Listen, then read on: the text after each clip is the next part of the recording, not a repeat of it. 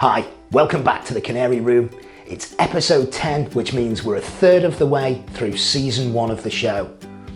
Still to come in this season, we've got a couple of visits planned. We'll take a trip to see 3 generations of bird keepers in the Midlands, and we'll be over to Yorkshire too. We'll take in the shows and we'll see how my birds get on and how I get on judging. Coming up on the show today, we'll check in with the British that we've moved. We've got young due this weekend. There's a couple of young still in the nest. We'll move some of the adult birds into the cages that they'll molt, and we'll take a look at some of the first round youngsters and put the baths on them. As always, sit down and enjoy the show. So it's been a couple of weeks since we were last here with the full crew, and we've got nests due this weekend in what will be the final round in the Canary Room this year. Behind me, we've got some new arrivals. Now, I caught them here on MatCam when they first hatched. You could see 3 of the eggs had hatched. We'll have a look now. There's just 2 chicks in the nest, and what we are going to do is we're going to change the pan very, very quickly to make sure that they're not troubled by any mite at all. So these birds were bred out of the variegated buff cock that I was keen to get some young out of.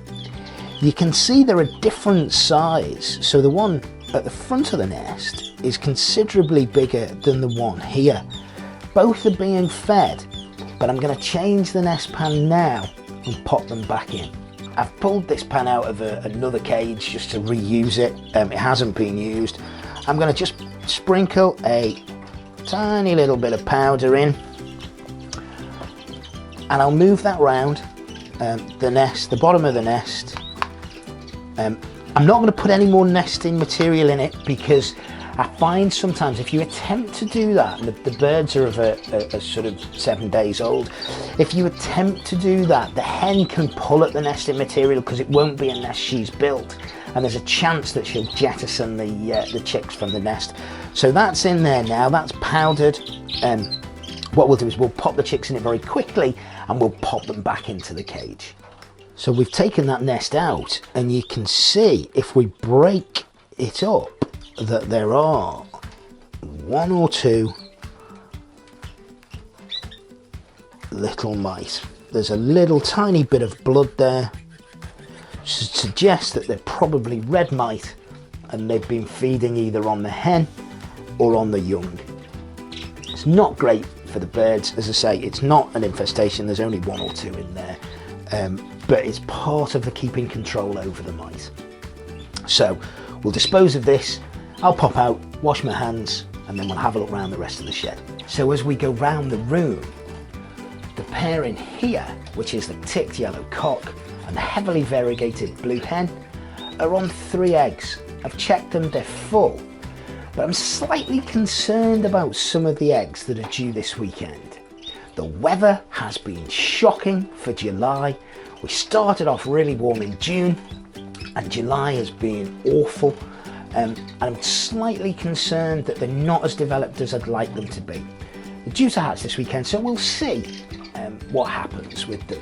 So a pair here, and then as we move around the room, we'll see in a minute a clear yellow hen. Now she's actually on 2 greenfinch eggs. The greenfinches have laid, showed no sign whatsoever, no interest in incubating, but I'm really pleased to have got eggs off them. I'm not sure they're full though, but they're under a 5 hen at the moment. And as we move round the room, we'll see her. We'll see a variegated yellow hen, and you'll see that the nest pan is in the corner of the cage. Now, I normally fix the nest pans to the back or the sides of the cage, and this hen, who we've already had some young off, decided that she didn't like the nest pan on the back of the cage this time round, and she wanted to build in the corner. She built up, she laid, and she's currently on 6 eggs. We'll then move down to a hen that I've got high hopes of. The cinnamon variegated buff hen is on 3 of her own eggs and a dark bird from another pairing. They're due this weekend too. The cinnamon buff hen is sitting tight. I've checked the eggs, at least 3 of them look good. And then finally we'll move to the self-green bird. The self-green buff hen, as you'll recall, was mated with the cinnamon yellow cock. Now that pairing, although they mated on a number of occasions, didn't have any full eggs. Her third round with the blue cock has, and she's on 3 full eggs, and they're due this weekend too. So hopefully, fingers crossed, we'll get some more young out and we'll end up the season with 20, 25 to maybe 30 maximum chicks. Not as many as I'd have liked, but the quality's there and that's all that matters. The final fife nest that we'll see today is the ticked buff hen and the variegated yellow cock behind me. Now there's 3 young that I'll take away a little bit later on in the show. The hen has laid again, but I've set her eggs under another hen. And that's not because I want to get another round out of her. It's because the red poles that we saw in the last episode, who hatched all of their 5 eggs, are proving to be incredibly challenging parents. They have laid again, but this time I'm taking no chances and I'm going to set them under this fife hen. I figure it's the best chance I've got in having some young red poles in the shed this year, so that's what I'm going to do. The British finches, an absolute beauty to look at, but they're a real challenge, as I've said in previous episodes, and that's one of the main reasons they're in the canary room. And this year, as I look at the number of birds that I'll end up breeding, it's the quality that I'll be focusing on rather than the numbers. There'll still be a show team. It may only have a dozen birds in it, but there'll be a dozen strong birds, and that's what's important. You'll remember in the last episode we moved this pair of red poles. It took me a while to catch them up. I've seen them mate, which has been really, really encouraging. So the move's obviously done them some good. There's an internal nest pan in here, and the reason that there's an internal one was the external one that I placed on the wire front had enough of a gap for the red pole hen to escape. I'm still hopeful that this pair will go to nest. They've bred, but I'm playing the long game with these birds. In fact, with the majority of the birds in the bird room, I don't look at them as just one season. It's all about developing them over a period of years. And if I've not been successful this year with them, I'll try again next. So you'll see in the cages behind me, the young from this season. We're going to move these around in a minute, but before we do, we'll look at the ones at the bottom who've bathed, so you can see they're a little bit ragtaggy. And then the ones at the top, which are a little bit older, you can see they're starting to develop their adult plumage. So they're into the molt now. What I'd say with the clear birds here is that when they first came out the nest, I really liked the look of them. Clears are very, very difficult to judge until they finish the molt, because they change shape and they change colour an incredible amount of time during the molt period. So I'm going to pop out of the canary room now. I'm going to show you one of the little tips that I do with the baths at this time of year, and we'll pop the baths on these birds before moving the birds at the bottom onto sawdust. One of the things that I will use during the season, particularly during the molt, is this Johnson's Baby Shampoo. I'm only going to put the smallest of drops into the water, but I find it helps with the birds developing their plumage and developing their sheen. So, very, very quickly, it's lukewarm water, the tiniest of drops. So you can see it's in the water now. I'm not going to mix it around at all. I don't really want the water to be soapy. It'll become a little bit soapy when I pour it into the baths. So I'm going to change the baths over quickly now, and we'll see the first round young. Enjoy a bath.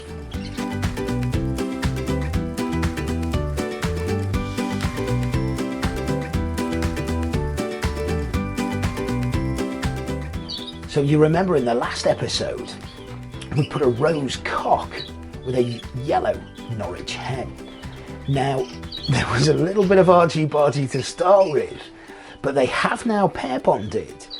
I've seen them mate, and they've built a nest. They're yet to lay, and it may be a little bit too late in the season for them too. The other pair of Norwich have also built back up, and again, the cock and hen are feeding, and they've mated. It may be too late for those as well. And what concerns me with both pairs is that I haven't got anywhere to put the eggs should they lay them. But we'll see what happens over the coming weeks. As we're coming towards the end of the season now, let's start to move things around in the shed. I'm going to move some of the adult birds, which are starting to go into a molt, into the cages that want them to molt out in. But now we're going to move some of the birds off paper. They're feeding themselves, they're onto hard seed as well. So we're going to move those up into the cages behind me. So we'll get those ready now. We'll do 2 in a cage. There's a blue that I'm not going to move yet. The blue is a little bit further behind. So I'm going to move the 3 birds that we've seen with the buff hen. I'm going to ring those and I'll move those onto paper, and I'll keep the blue on paper for a little while longer, just because she's a little bit further behind. She is eating hard seed, but I'm just not quite sure that she's ready to be moved on. So rather than risk the chance of losing her, I'll just keep her with one of the other birds for a couple of weeks more. So we're going to make the cages up behind me, and then we'll move the birds and we'll see them in the new homes.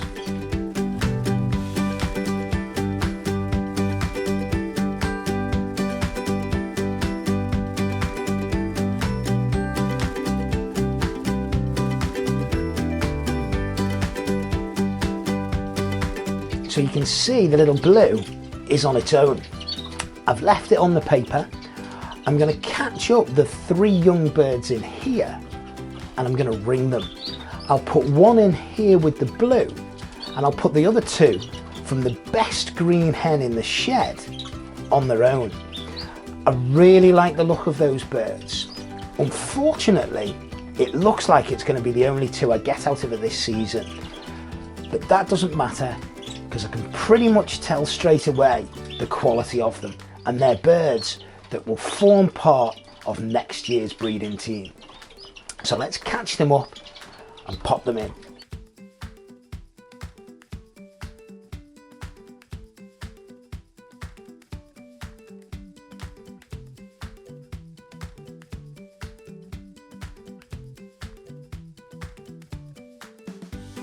It looks like the birds in here from the best green hen are going to be a yellow and a buff.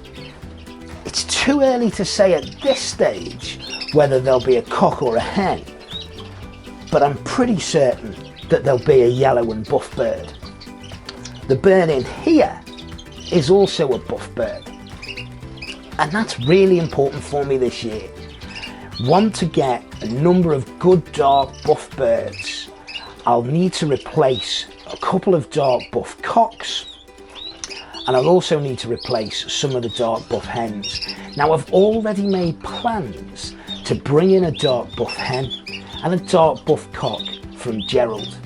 What I've also done is, over the last 5 or 6 years, a friend of mine who lives in the next town has had birds from me. He did well as a novice, and he did well last year in his first year as a champion. And what we've agreed to do this year is swap some birds. So he has all of my bloodline in his shed, and it given me an opportunity to pull back a couple of hens that are related to my birds. And that's part of my planning for next year. I've got an idea that I'll take 10 5-cock birds, so that's 2 less than I've kept this year, and 16 to 18 5 hens, and that's 5 less than I've kept this year. So by cutting the numbers down for next year, it'll give me some more space in the canary room. At this stage, I'm thinking the redpolls and the siskins will stay. The reds will definitely stay, as will the Norwich. The green finches, they're an old pair of green finches. I'm less certain about them. What I am looking to do though is possibly bring in a pair of Irish fancy or Scots fancy canaries, and maybe even a pair of Gloucesters again. But we'll see. Those plans may well change.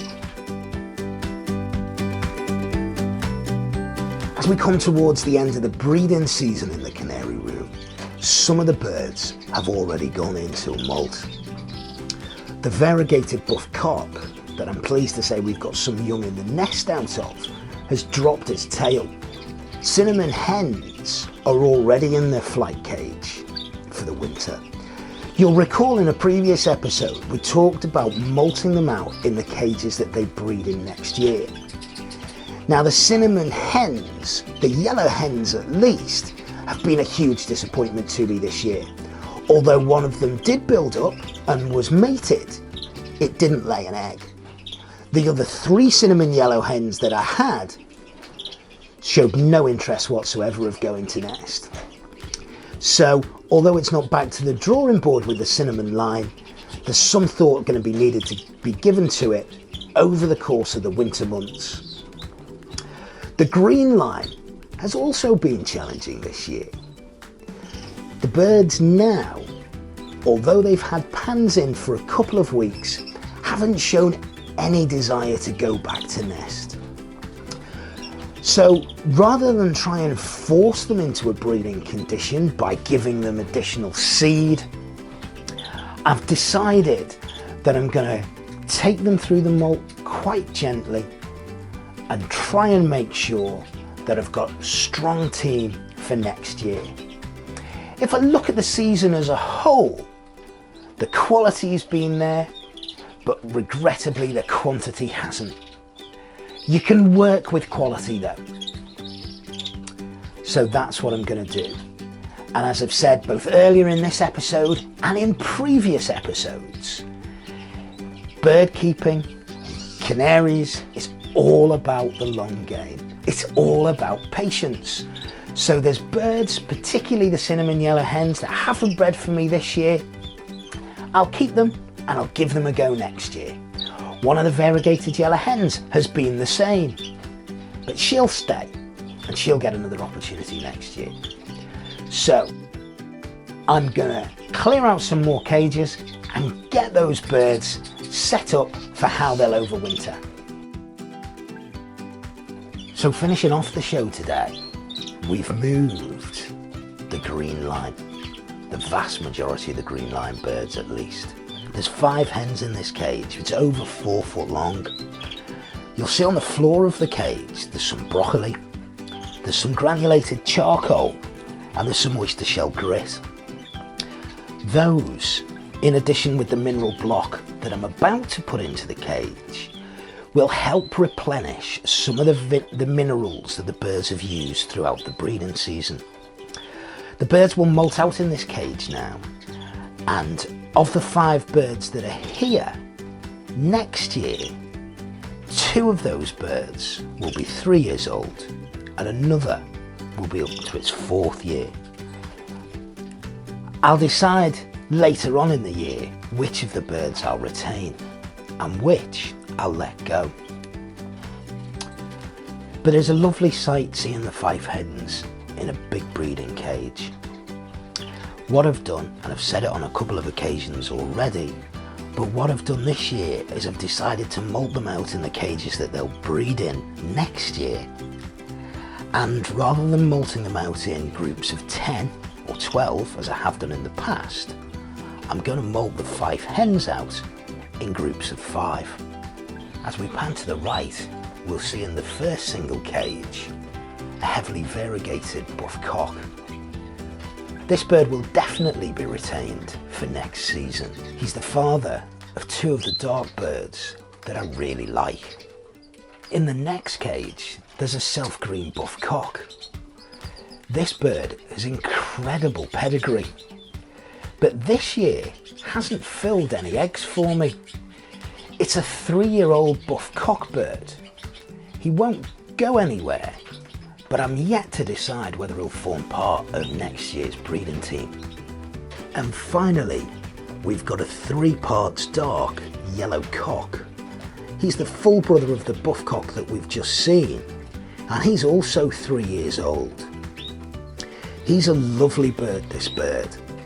Again, I've nothing out of him this year, but I have had in previous years, and he'll definitely be a bird that I'll look to retain. It's a departure for me this year with the cockbirds, because as with the hens, I'd look to have molted them all out in flight cages. This year, I'm going to molt them out individually. It'll allow me to keep an eye on them and to ensure that they're in optimum condition for next year's breeding season. As the breeding season gradually comes to the end over the next few weeks, I'll single off all of the cockbirds like this. There are 6 cockbirds currently singled off, and so 6 cockbirds still with their mates. I do hope the approach of singling the cockbirds off will allow me to keep a much closer eye on them than usual. As I said earlier in the show, the plans, albeit still in development for next year, means that we'll only retain 10 cockbirds. Of the 12 that we've got, 6, maybe 7, depending on what comes through the molt of the young birds, will be retained. We'll look at how we decide which birds to retain in a future episode. That's all we've got time for today. As always, thanks very much for watching. Don't forget, check out our hints and tips videos on YouTube, like our Facebook page, follow us on Instagram and Twitter too. Until next time, take care.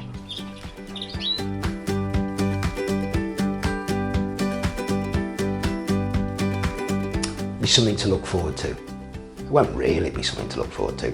Frankly, it'll be awful. Do the...